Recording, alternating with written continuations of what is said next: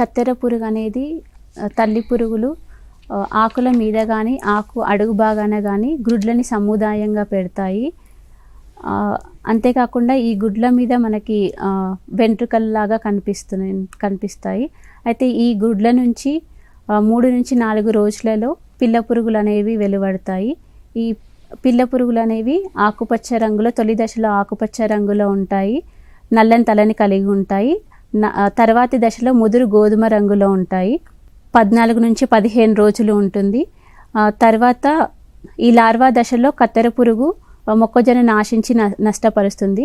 తొలి దశ లార్వాలు ఆకుల మీద పత్రహరితాన్ని గీకి తినడం వలన ఆకులపై పల్చటి పొరలాగా ఏర్పడుతుంది.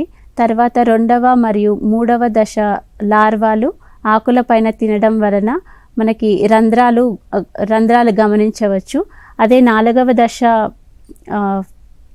లార్వా ఆకులను మొత్తం కత్తిరించి వేస్తుంది. పత్రహరితాన్ని తినివేసి ఆకులను మొత్తం తినివేసి ఓన్లీ ఈనెలను మాత్రమే మిగిల్చడం జరుగుతుంది. అంతేకాకుండా మనము పసుపు రంగు విసర్జితాలని ఆకుల సుడిలలో కూడా గమనించవచ్చు.